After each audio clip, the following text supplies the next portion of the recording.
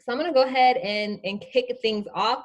So everybody who's joined and who is continuing to join right now, welcome to tonight's Fireside Chat presented by Trey Athletes with Dirk, an NBA legend. We are so excited to have you. My name is LaJoy Royston, and I am the program director for Trey Athletes. So again, welcome. Just so you know, this is a private Trey Athletes Fireside Chat. And this format will be a 20-minute moderated conversation focusing on the importance of role model and Dirk's positive community impact. After that, we will have 15 minutes for audience Q&A. So if you have questions, make sure you submit them with the Q&A function that you guys have there, and then you will have the opportunity for that to be asked during that portion of our call.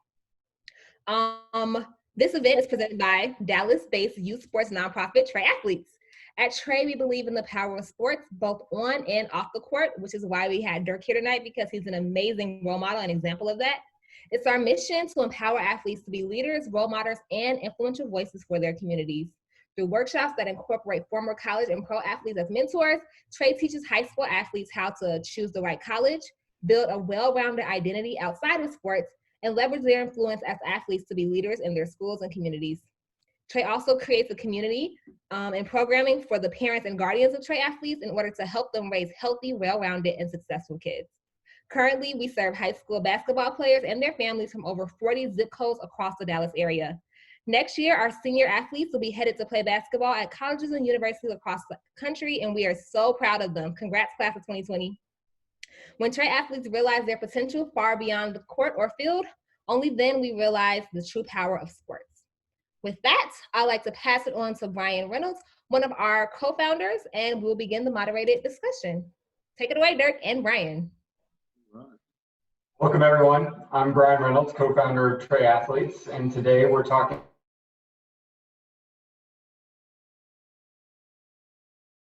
star, 6th all-time in NBA points scored, and the only NBA player to ever play 21 seasons with the same team, Dallas Mavericks legend, and the perfect example of what we're working to accomplish at Trey Athletes, Dirk Nowitzki. Welcome, Dirk. Hey, thanks for having me.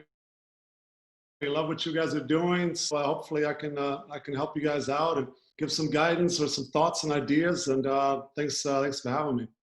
We appreciate you. As our program director LaJoy discussed, we're focused on teaching high potential high school athletes how to positively impact their communities.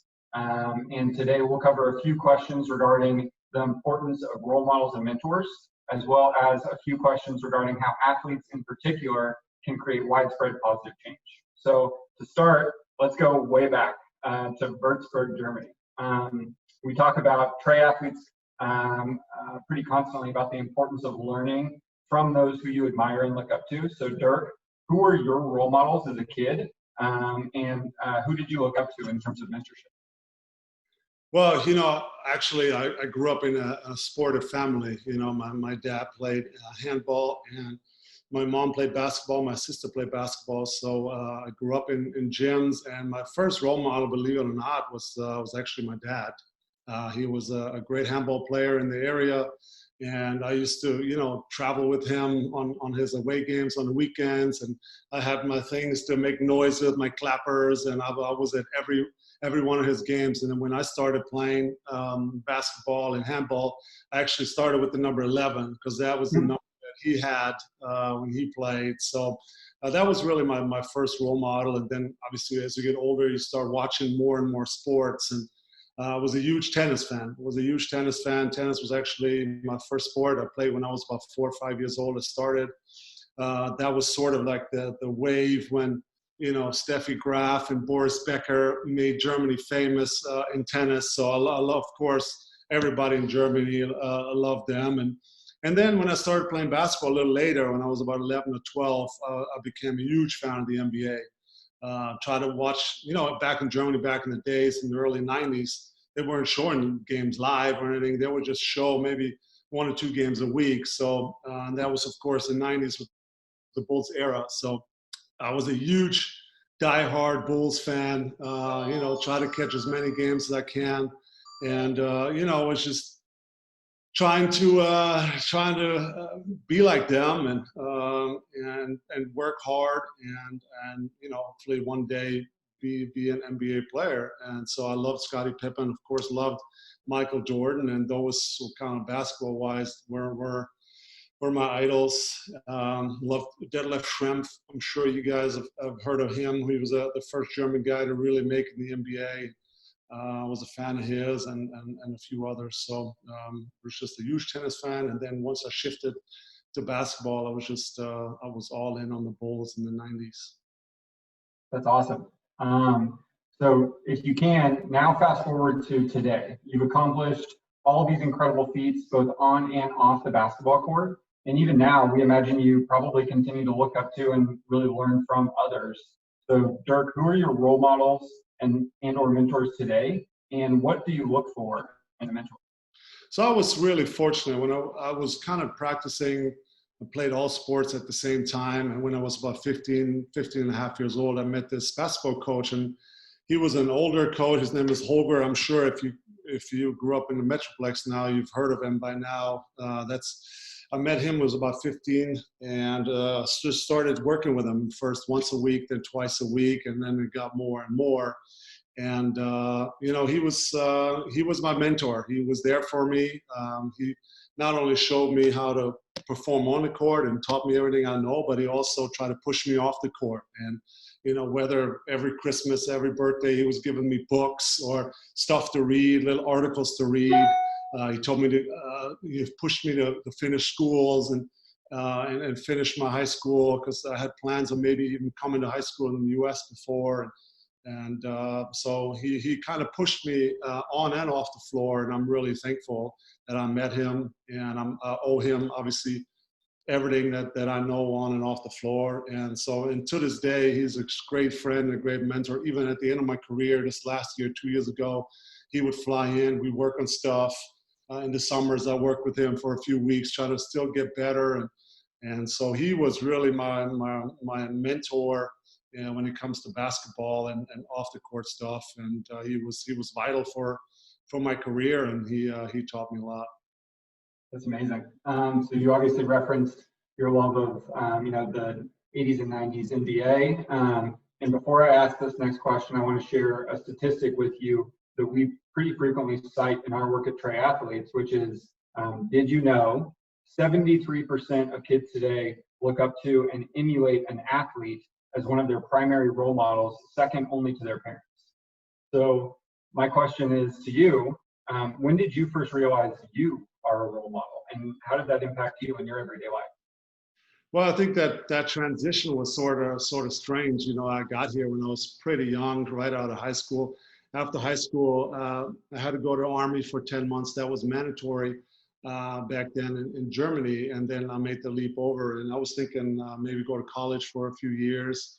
But when the whole NBA thing came up, I decided to bypass college and go right to the NBA. And I was 20 years old, so I was still young. I only had lived with my parents before, so everything here was completely new. There was a language barrier, so I kind of had to grow up here. I had to live by myself. I had to learn the language better to get along, and I had to perform obviously on the court, get stronger, get used to the NBA way of playing. So I was so busy always working out and getting better, and then you kind of caught up in that. You're just trying to make it and trying to chase the better players, look up to some of the older players that I was watching on my team, and try to learn from them, whether it was Steve Nash or Michael Finley, and they taught me a lot how to act on and off the floor. And I think it's very important for younger players to look at the older players and what is their routine like? What do they eat? How do they talk to the media? How they do at fan events, at appearances? How do they act? And then sort of you just pick the brain from these older guys, and then you kind of find your own routine. And so role model wise, I always try to be myself. I try to have fun no matter where I'm at, no matter what situation I'm in. I try to enjoy company. I try to enjoy and really just have fun at everything I do, and not take myself too serious. I always try to make fun of myself, make light of the situation, and just enjoy my time. And of course, try to make good decisions. But nobody's perfect. I think I've made mistakes on and off the floor as well as everybody else. Nobody's perfect, but I think it's important that if you do make a mistake, that you correct it, that you're honest about it, that you learn from it, and you move on and try not to make the same mistakes again. I think that's awesome that you especially give credit to the guys that helped you come up, whether it was Michael Finley or Steve Nash.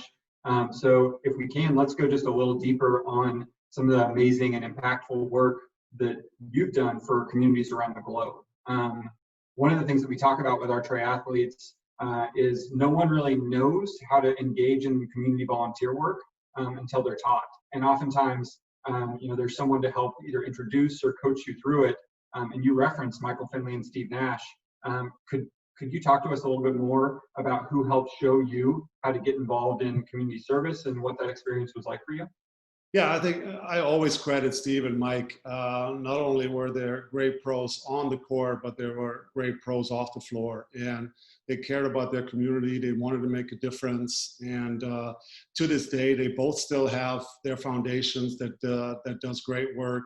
And they're both still great friends to this day. So we stay in touch all the time. We try to collaborate on some of our foundation work. And so, learning from them. Steve, at the time when we came in the same year here to Dallas, but he's already been in Phoenix a couple years before that. Mike was obviously been established and was the best player here.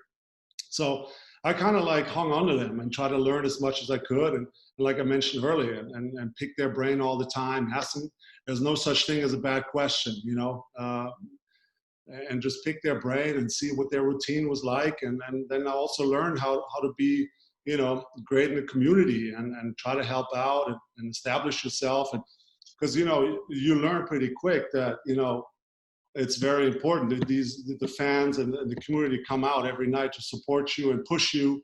And you want to pay that back. You want to, you want to show the community that you appreciate that you don't take it for granted that the fans come out all year long to support you and push you and spend, of course, their hard-earned money on this organization. So I took that very serious, and so I founded my foundation here in Dallas in 2001 already. It's been going on almost on 20 years, so it's been some amazing stuff we were able to do. I think at the beginning I started small, just starting to support little local charities that I was able to fund and help grow. And then now, to almost 2 decades later, I have 2 fundraisers. We do a baseball game every year. I do my tennis event every September, and those are 2 big fundraisers for my foundation. Obviously, now we're able to impact a lot more lives than at the beginning. But I think that the beginning is so important to kind of learn and see what you're passionate about, see what you love to do, and then it's easy to kind of lose yourself in that work. And for me and for our foundation, it was always about kids. The kids are, of course, the future generations, and just seeing that there's need all over, not only the Metroplex, but I have a foundation in Germany that I founded in 2005. My wife is half Kenyan, so we have a project in Kenya going right now. We're doing a lot of stuff with the foundation here in the North Texas area. So, just trying to help wherever I can, and obviously use my platform for good work. So it seems like you're reading my mind, which is pretty incredible. I'm going to dig just one layer deeper on your foundation if we can. So your foundation is obviously focused on providing education, health, and well-being for children. And as you mentioned, you launched in 2001. You do countless hospital visits every year across DFW, specifically partnering with Children's Health. Alongside your wife, Jessica, you were both honorary chairs of North Texas Giving Day in 2019, where you helped raise more than $50 million for North Texas nonprofits. You run an annual charity tennis tournament and baseball game, like you mentioned. And I know for the tennis tournament, you raised $2 million for Hurricane Harvey victims in 2017. You donated recently to the North Texas Food Bank and others to help with COVID relief efforts. And you obviously work internationally as well, like you mentioned, in Germany, Africa, and beyond. So what's really, really incredible for our athletes to hear about is, due to your incredible community service work, which on its own could take the entirety of this call to properly cover, Your recent accolades include a key to the city of Dallas in November 2018, the renaming of Nowitzki Way outside AAC in October 2019, and the Spirit of Compassion Award at UNICEF's Dallas Gala, which both Jessica and you received in February of this year. But all of this is due to Jessica, you, your family, continually giving back over and over again. So I guess starting at the beginning, you mentioned how kids and working with kids are really your passion. How did you discover your personal passion, if you will? Well, when I first got here, I felt like I was a kid myself, and I felt like I was good with kids. I always wanted kids myself, even though I didn't have kids till later on in my life when I was over 30. But I always felt like I could be myself with kids. I can have fun, and I'm always, even if you talk to some of my ex-teammates, I was always the clown in the locker room, having fun and enjoying myself, and just enjoying company, and same with kids. And I felt like, that's the future generation. That's that we're going to build on. They're going to carry this, this community, and so that's what we focus on. And it's a broad spectrum, of course, from well-being to health to education. I mean, it's a little bit of everything, which is great. Then we can really pick great charities, and there's so many amazing local charities here that done amazing work that we supported over the years, whether it's little after-school programs or big food banks. I mean, there's been a little bit of everything that we supported over the 2 decades, and so it's been giving back to community is rewarding, and it's if you're in that position, I think it's also your responsibility. And of course, I see myself very fortunate. I earned a lot of money doing what I love, doing a hobby, if you want. That's throwing a little basketball through a hoop. So I see myself very fortunate and very blessed, and I feel like it's my responsibility to help others that are not as fortunate, not as lucky as I was. That's incredible. I know that a lot of the athletes and anyone who's going to hear more about this conversation would love to hear more from you about maybe what your long-term goals are with the foundation. Yeah, I think we're just going to try to keep growing. I think we were able to our fundraiser last year in September. We were able to do some really cool stuff now here with the COVID-19 relief, with giving to the North Texas Food Bank. We just had our own food drive about 2 weekends ago that we organized together with the Heroes Foundation and Mark Cuban Foundation. So we're in a position where we can help, and that's obviously it's a blessing. And so we want to keep growing. We want to keep helping local charities in North Texas, but like I said earlier, we have projects all over the world. So we're going to keep doing what we're trying to do, and that's growing and hopefully raising the foundation to even higher standards. But it's been fun to see the growth over the 2 decades where I started, and now we have our own fundraiser, and we do all these events we're putting on. So it's been amazing to watch, and I can't wait to see what the future brings, and how many lives we can change and impact. That's amazing. And all this was made possible because of your huge heart and your unparalleled accomplishments through basketball. What's amazing to us at Triathletes is you go to a Mavericks game here in Dallas, and it doesn't matter if you're rich or poor, gay or straight, black or white or brown.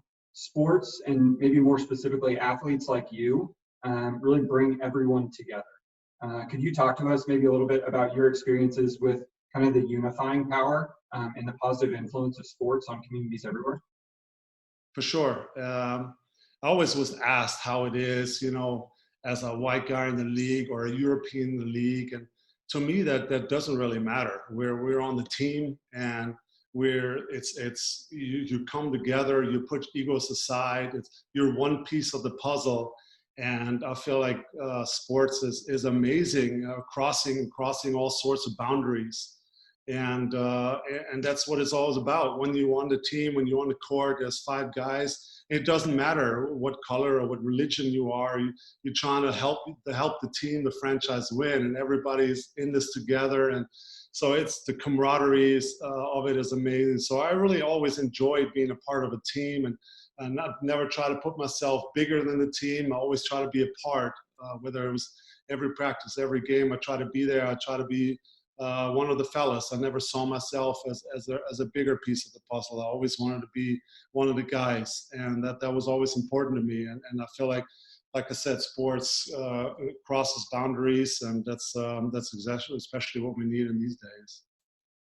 Could not agree more. And then last but not least, before we turn it over to our audience for Q&A, because we have some triathletes who are really excited to talk with you. For all of our triathletes out there and the families who are listening, obviously, these young athletes hope to achieve the same success as you, both on and off the court. What tips would you give them regarding the power of athletes as role models and positive community influencers? Well, try to make good decisions, but like I said earlier, that's not always easy. And then, like I said earlier, nobody's perfect, but learn from the mistakes that you do make, and try to be active. Try to be active in the community. Try to always learn. Never see yourself as a finished product, whether that's off the floor or on the floor. You can always read a new book, read something online that you like, find something that you love off the floor, and then also on the court as well. Don't ever think, okay, I can do this. I don't have to work on this anymore. I'll just show up for games. Always see yourself as a work in progress. That's what I try to do. Play a season. Okay, it was a decent season. What do I have to do to come back better next year? What can I work on? How can I be a better all-around player? How can I be a better all-around person? So that was always my goals. Never be satisfied. Always keep pushing. And that's why it was important for me to love what I do. I love basketball, because if you don't really love what you do, you're not going to go back to the gym every night with that crazy mentor I had and work out in over the summer 3, 4, 5 hours in the gym at a time. You really have to love what you do and enjoy it to get the best out of you. So that was what I found. Basketball is my passion, and I try to make the best out of it and try to get the full potential out of myself. And that meant you got to work hard. Nothing is given to you. Everybody at some point, everybody's going to have talent at some level. To separate yourself, you got to work hard. You got to put in the hours to get better. You got to become a great all-around player to get through. That is sound advice. We cannot thank you enough for that. And with that, we're now going to open up to some questions from. One more advice I would say is definitely try to find a mentor. I think that is not spoken enough about. What Holger did for me in my career, in my life. I mean, I could call him in the middle of the night, and he would show up a couple of days later and work with me or with any questions. Then we had a psych doc with the Mavericks that I talk a lot. I think it's some of that. We all know basketball is physical, but it's also very mental, and that's a part that's not often talked about enough too. Find somebody that can help you. You always go through stuff as an athlete that your parents or your family members don't understand. They haven't been through some of that stuff, so you need somebody to talk to and understands what's going on, can give you good advice and help you. And like I said, that was vital for me, especially early in my career when I was really struggling to find my footing here and find my way.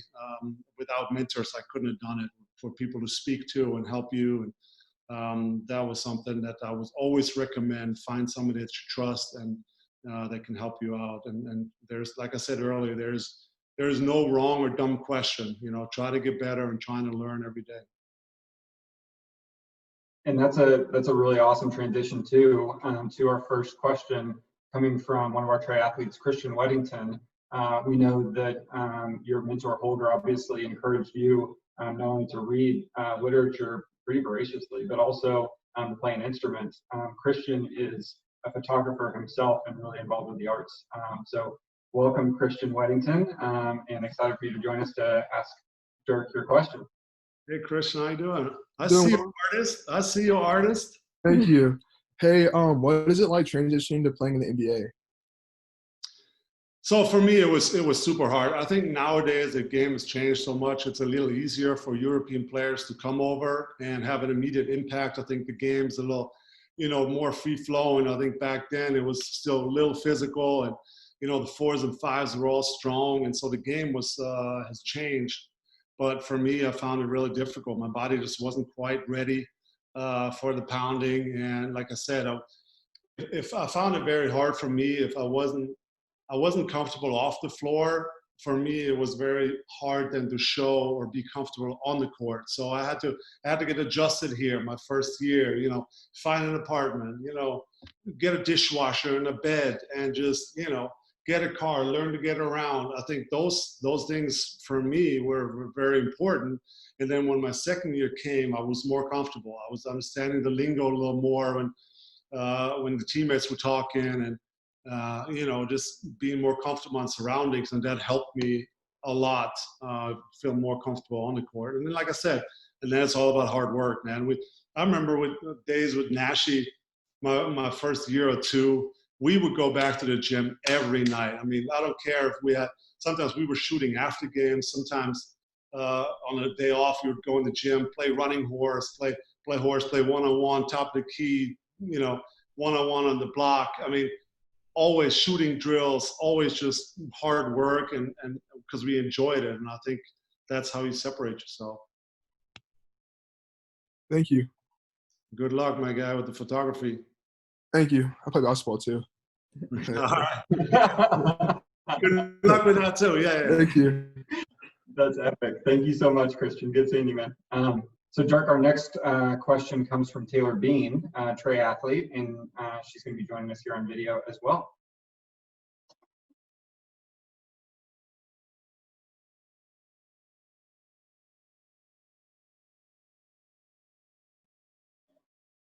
Taylor, welcome.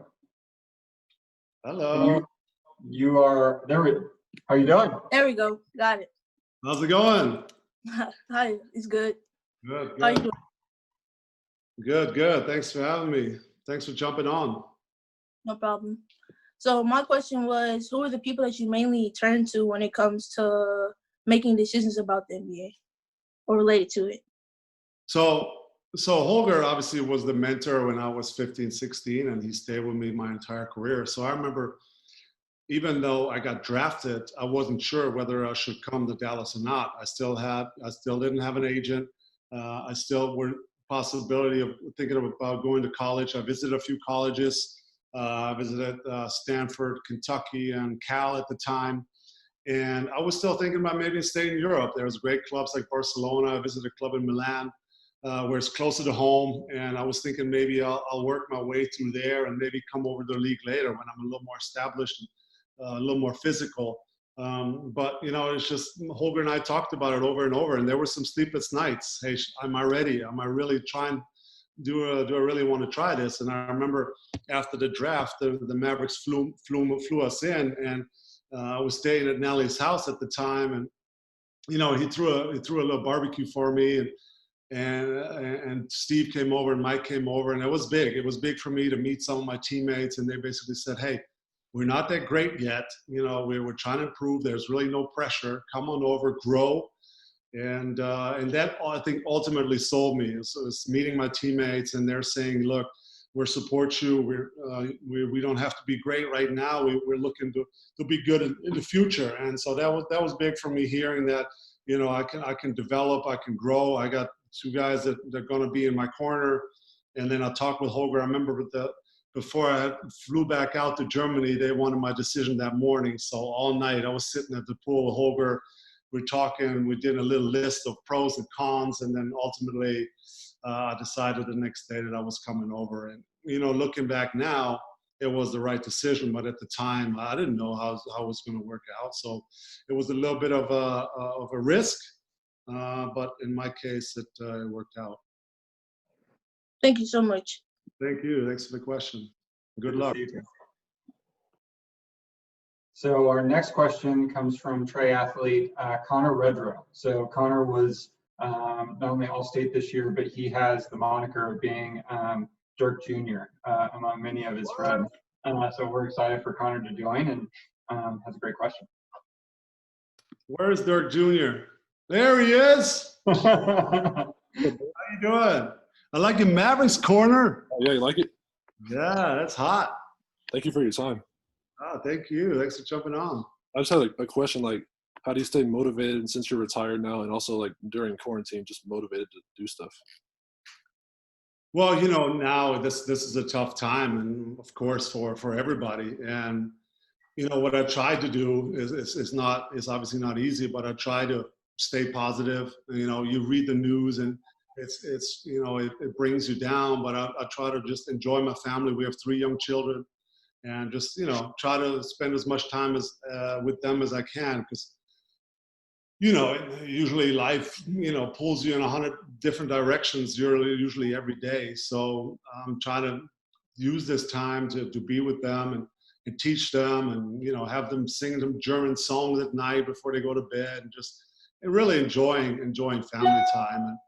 And during my career, I always had to find ways to motivate myself, and I always tell, there were in the summer I was every day the same routine, 6 sometimes 7 times a week, going to gym in Holger, and there was obviously times where I wasn't always motivated, but I always found a way. Whether I'm laying in bed in the morning, I don't want to get up, and I'm saying to myself, hey, Kevin Garnett is not laying in the bed right now sleeping, and Tim Duncan ain't laying in the bed sleeping. So, get your butt up and go to practice. And once I get there, and once the routine starts, then of course I'm having fun. Sometimes it was just to get over the hump, get up and get going. But I always try to find little ways to motivate myself. And, sometimes during the season, there's a Tuesday night somewhere in a small market, and you don't really have it, but then the jump ball goes up, and you see the fans in the stands, and you want to perform, and that adrenaline rush always got me going. Or somebody talk a little trash to you, or you try to talk trash to your teammates and get you fired up. I mean, there's all sorts of little things that always got me going. And I'm not sure if you watched The Last Dance, but that was interesting for me too, how Michael Jordan found these little things, and sometimes even made stuff up in his mind that never happened about that guy that was supposed to have talked trash to him, and the guy was like, that never happened. But in MJ's mind, it was something to rally around and get him going and get him motivated. I thought that was fantastic to see. And like I said, even the pros sometimes have a tough time motivating themselves, and you got to play mind tricks, and you got to find little things to get you going. All right, well, thank you for answering. All right, Dirk Jr., go. Good luck. Thank you. It's great to see you, Connor. So Dirk, our next question comes from another multi-sport athlete who in the recent year or two has really chosen to focus on basketball. Obviously, now you talked about being a tennis and handball player yourself. We're going to welcome Julie and Larry to ask you a question. Dirk. What you doing, stud? What you playing? You play basketball? What else? Yeah, I play basketball. What else? I don't play any other sports, but I'm going to Indiana State to play basketball this year. All right. Well, good luck. Good luck. Thank you. My question is, what's the greatest piece of advice Steve Nash gave to you? Steve and I talked all the time. I mean, the good thing is he was a few years older, and we kind of bonded. I have a European background. His dad is originally from England, and so we bonded over soccer, and that's how we started to build our relationship. And then we just became friends and started hanging out all the time. At the beginning when I first got here, I was homesick. My girlfriend at the time was in Germany. My whole family was in Germany. So he would always just take me out. He would take me out to the hotel. Don't sit around, get homesick. We'll go to a movie. We'll go to dinner. He'll introduce me to all his friends in all these cities. And just that was very important for me, not to sit at home and sit in a hotel and always be homesick and get lonely. He was very important for me at the beginning, for my social life and get, accustomed here and comfortable. And then just like I said, picking his brain all the time. How did you do that? How did you handle the media? What's your pre-game routine? What do you eat? When do you sleep? And just little things. And I think, like I said, you ask all your veterans around, and then at the end of the day, you got to find your own routine. But you pick little stuff from all the players that you like and you watch, and then you kind of form your own routine that's going to help. I appreciate you. All right, Julian. Good luck, my friend. Thank you. Thanks, Julian. Good to see you, man. You too. So Dirk, our Our next one comes from, I believe it's Erica Richardson. Let me confirm really quick as Rebecca taps in our next question.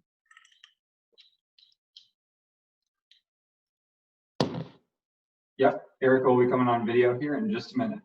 No worries.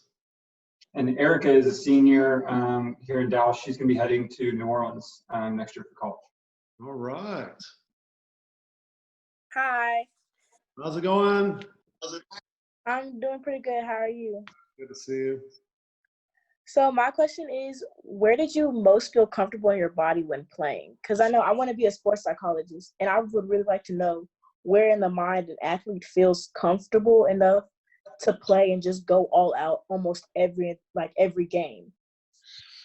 You know, that is a good question, because I think, you know, even the great athletes, when I watch Federer or Serena, I was like, you know, there's something going on right now. You can tell right away.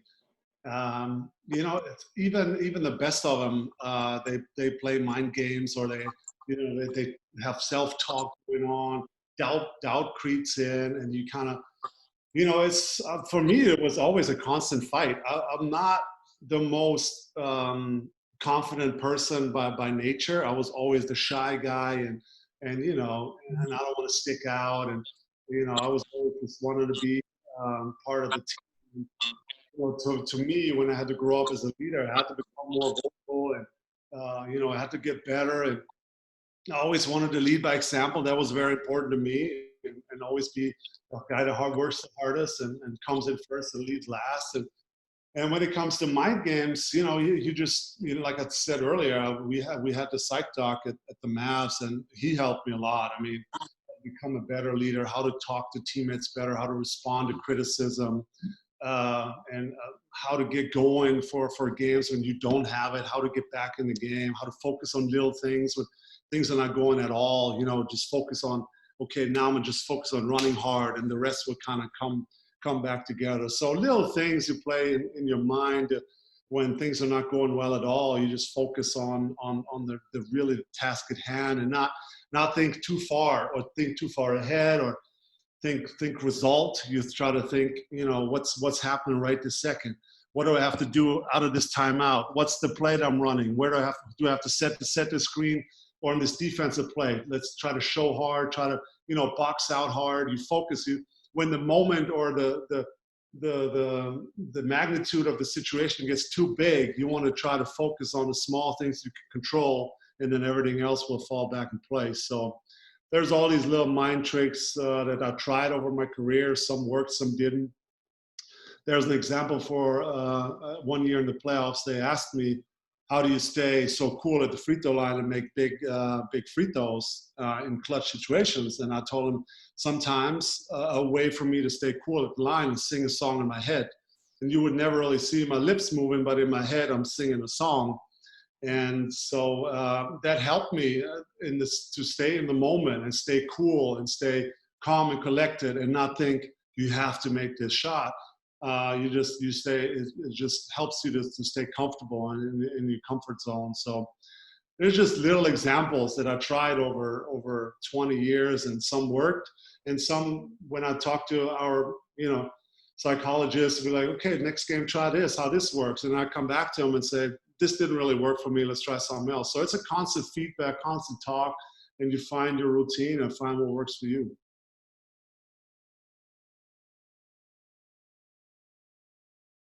Oh, Erica's on mute, but I think she's saying thank you so much. She's muted. Yes, thank you. All right, hope that helped. Thank you and good luck. Definitely. Good to see you, Erica. So our next question comes from Trey Athlete, who has a very similar name that we're all familiar with around here, Trey Cheatham. So Trey actually has been really resilient and overcome a pretty serious injury in recent times, and we're excited to have him join to ask you a question. Hello. Trey, how you doing? I'm good. I wanted to ask, in the 2011 championship run, like, how did you prepare, and what mentality did you have going into it? Well, I think I always go back to '06, '07, '08, some of the tough playoff losses.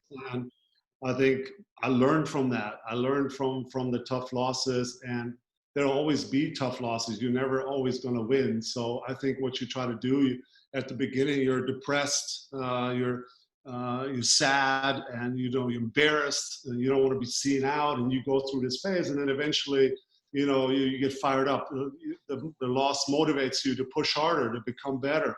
And so I try to just learn from these tough losses always, and be a better player and a better person. And that year in 2010, 2011, everything just kind of came together.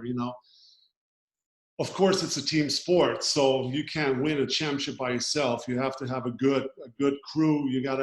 I felt like the crew that we had that year really complemented my skill set with Tyson and Sean Marion, were amazing defenders, and Jake Kidd, and they kind of plugged all the holes that I created on defense, and they knew how I liked the ball. Jake Kidd was a master of getting me the ball in the situation I wanted. So I felt like the crew was special. It was a bunch of older veterans that have been around, have been established. Nobody really tried to go for any selfish things. We just try to have team success. And so everything, all the losses leading up to 10 plus years in the league, for me, kind of, summed it up in that year. And I learned from all those losses, and I try to be the best leader, and I used all my experiences, and the team was kind of great, supporting me and putting me in a position to succeed. So that was, of course, that was a phenomenal year. And, really the mindset in the playoffs was like, hey, we're a good team, and let's just go for it and see what happens. And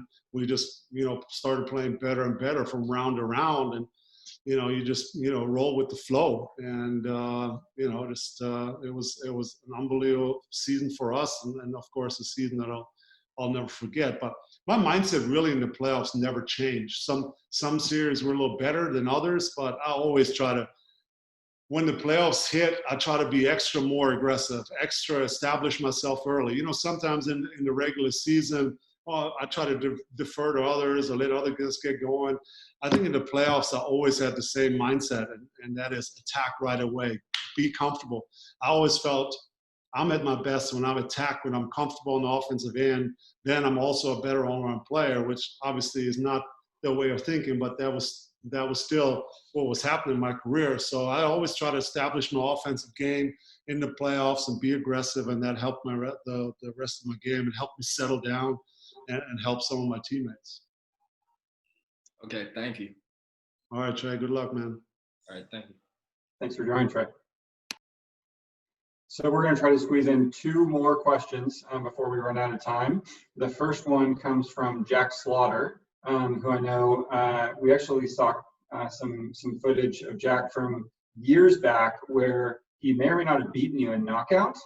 So there is maybe some rivalry brewing here between Jack and Dirk. Anxious for Jack to join. And there's the man. Hey Dirk, how's it going? Yeah, My question for you is, what happened? You beat me in knockout? yeah, I got you. At the mass camp? Yes, sir. Oh, wow. So I was gonna ask you. I'll let you win. Nah, I got you for sure. You were behind me the whole time. You couldn't get me out. Made every shot. All right, I got So, you. I was gonna ask you, what was your biggest hardship while you were in the league, or just in life in general, and how'd you overcome it with your support system?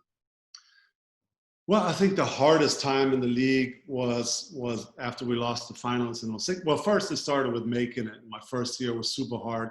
Didn't know anybody, had cultural differences, didn't know the language, and that was super hard, and I got through it with a lot of support. And then the other 2 biggest disappointments were in '06, of course, when we lost the finals, '07, when was my MVP year, and we lost in the first round. We were the first 1 seed at the time to lose to an 8 seed, and like I mentioned a little earlier, I think you go through all sorts of emotion. You're embarrassed, and you're disappointed, and then you're heartbroken, and you just want to stay to yourself. And that's sometimes when I have to force myself to be social with my family, with friends, and there was even times when I was already older, I went on vacation with Holger, traveled the world with him. I went on vacation with my family a couple times when I was already like 27, 28, 29. Just having, I always felt like I had a great support system with my family. They were very important to me. They were always there for me. So in hard times, that's who I try to lean on, my mentor and my family, and they always came through for me. And like I said, once a few weeks pass by and you get through the tough times, then you already look forward to the next challenge, to getting better, to working out again, and use the tough times, the losses, the disappointments as a motivation to get better and become a better player. And that's what I always try to do. But that usually takes a few weeks. When you end the season on a loss, that means I didn't achieve my goal, which was winning the championship at the end of the season, at the beginning of the season. So that means there's always disappointment for a while. But once the original disappointment wears off, it's about looking forward, about staying positive, about having fun working out again and getting better. Thank you. All right, Jack. And I want that revenge soon, in the knockout. You'll just get beat again. I don't know what you're talking about. That's right. That's amazing. Jack, it's so good to see you. Appreciate it. Dirk, we have one last question, and it's going to come from Clayton Copeland. So the world knows him as Clayton. His friends know him as Bob. And it looks like Clayton is joining us right now.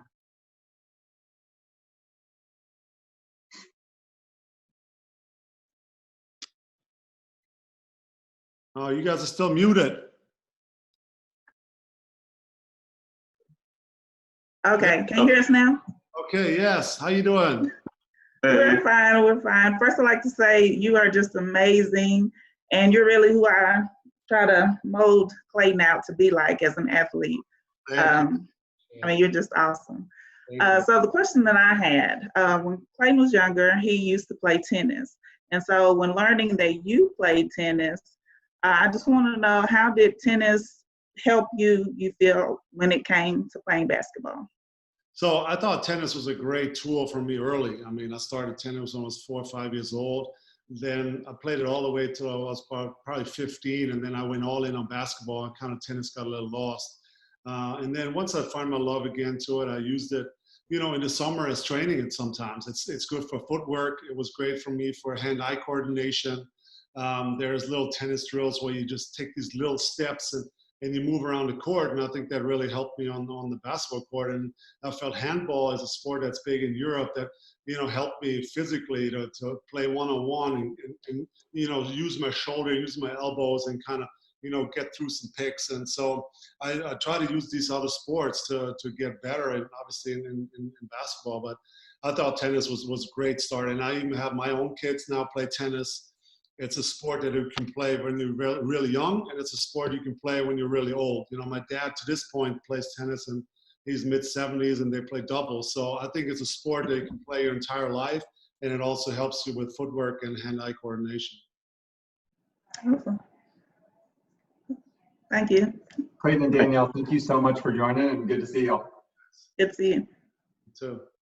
So with that, our Q&A with Dirk has now come to a close. Dirk, you continue to prove time and time again why you're the most important athlete to ever excel here in Dallas, both on and off the court.